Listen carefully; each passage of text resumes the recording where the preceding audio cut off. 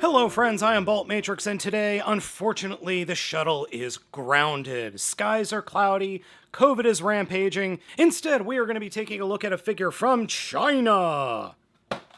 That is, today we are taking a look at Transformers Cyberverse Nezha.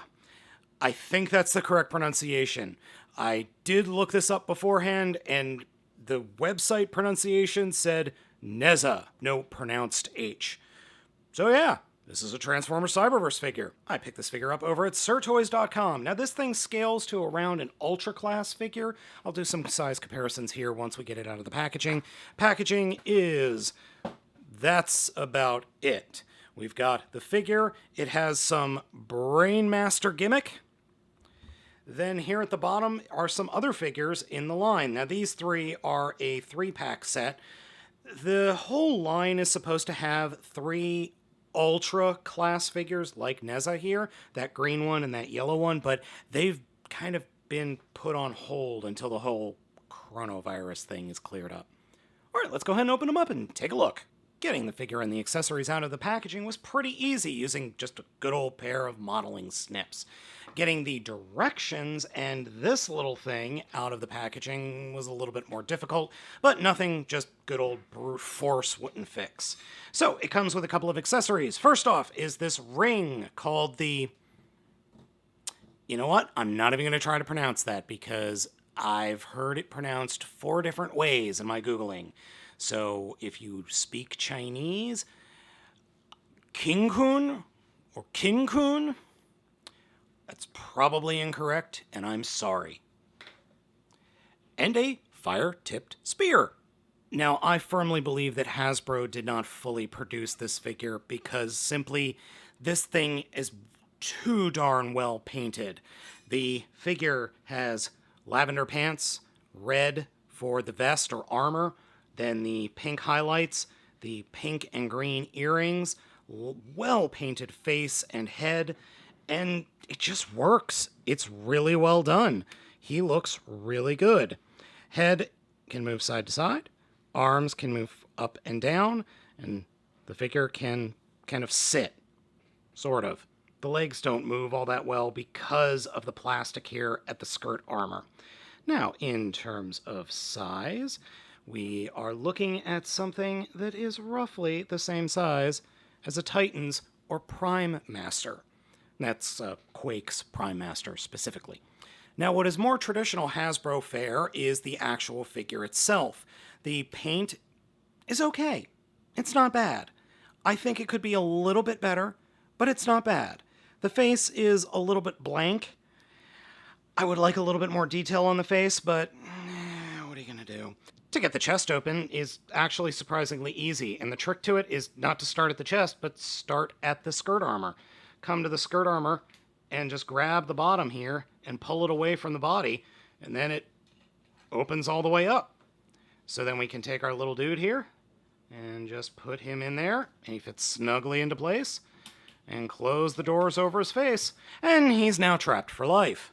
The actual robot mode sports some decent articulation. Head is on a ball joint, though it is limited. Shoulder has a hinge for up and down, and then a ball joint for more 360-degree motion. There is a swivel just above the elbow, and a little bit over 90-degree bend at the elbow, and the fists do move on a swivel. There is no torso articulation because of the skirt armor on both sides, but the skirt armor on both sides can flip up. Legs can, well, pretty much do a complete spread. And then there are hinges for forward and back, in and out. There is a swivel just above the knee, and the knees bend at 90 degrees. And there is a foot articulation for forward and back just a little bit, but mostly because of the transformation. The accessories snap into the hands, but you do have to put in a little bit more force than I really like using. It's not terrible, but I do think small children might have a little bit of trouble getting those accessories into those hands. You could come up with some okay poses, but I still feel that the figure is missing detail for some reason.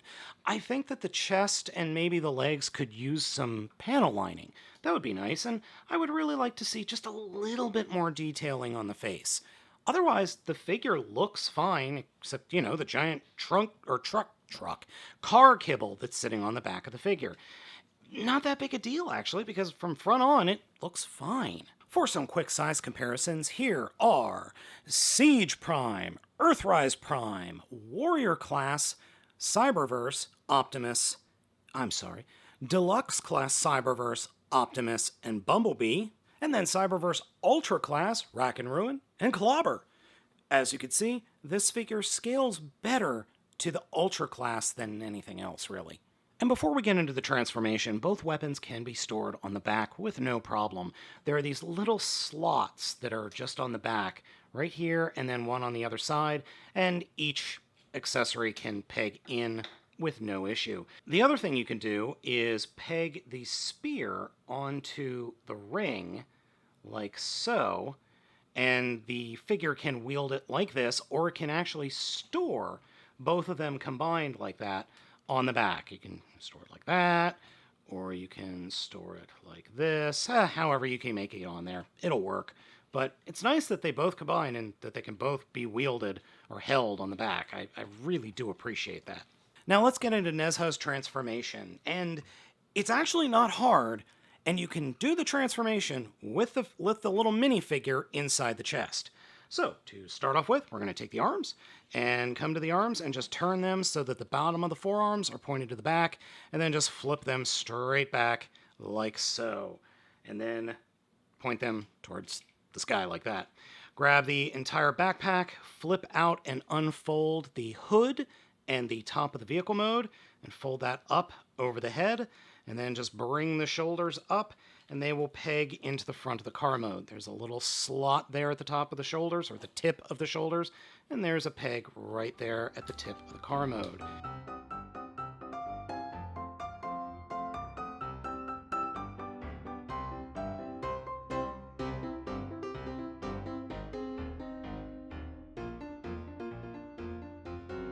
A change to the transformation that I think is worth mentioning is once you've got the front set up, take the top of the roof, so to speak, and just push it up and out of the way, and make sure that you have the arms actually pegged in.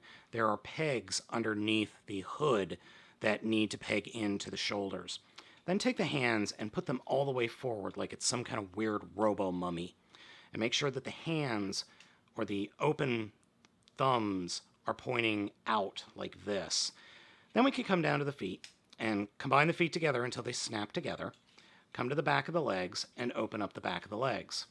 Come to the heels, flip the heels into the underside of the feet like that, and then push out from behind to open up the shins. Fold the feet up like so. And I did lie before, there is actually articulation in the toe. It's just very, very minimal that doesn't really work. Okay, so flip the toes up into the shins, close the shins up again.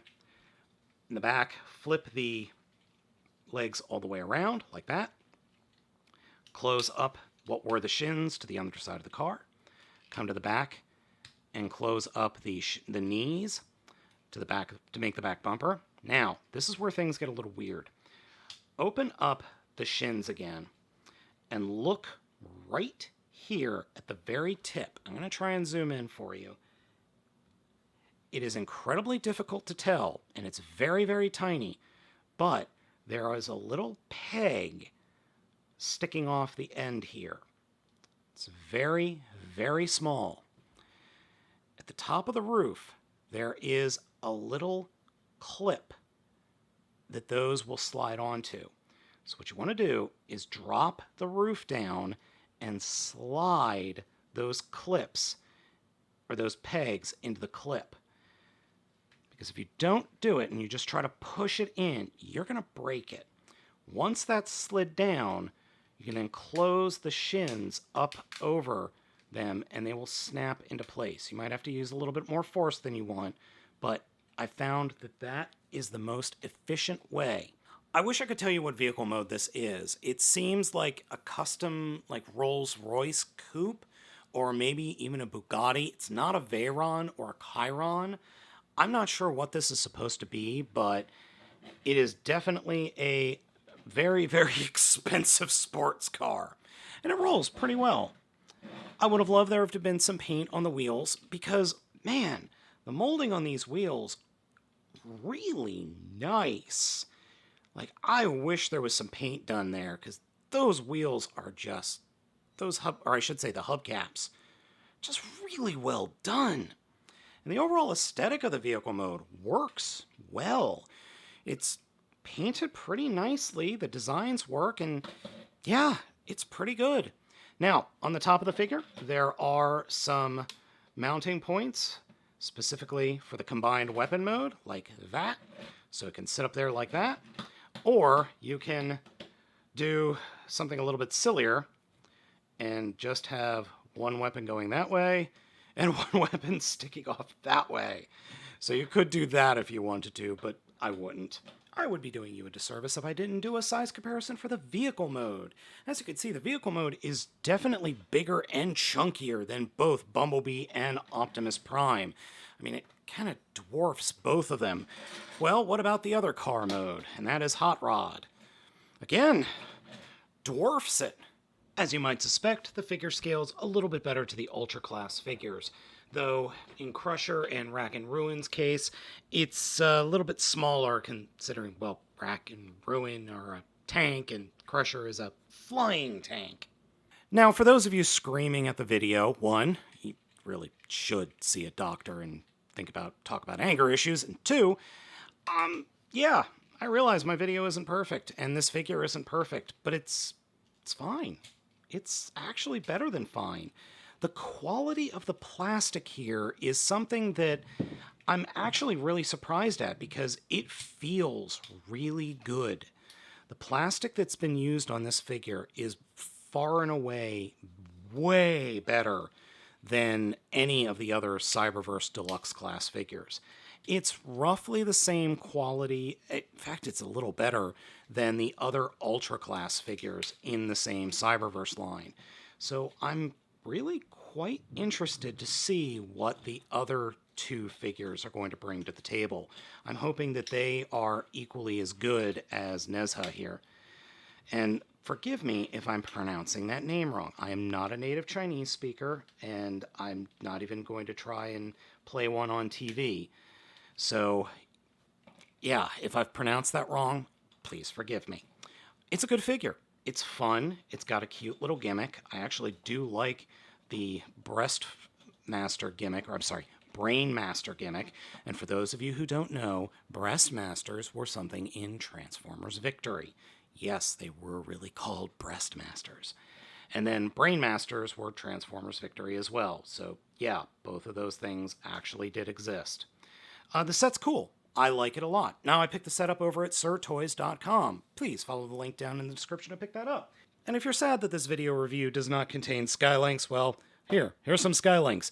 Make sure you're subscribed to my channel so you don't miss that upcoming video review. Let me know what you think of this figure. Are you going to pick it up? Do you think it's cool? Do you think it sucks? If you like it, leave me a thumbs up. If you hate it, leave me a thumbs down. Thank you so much for watching. I have been Baltmatrix. I'll catch you next time. In space!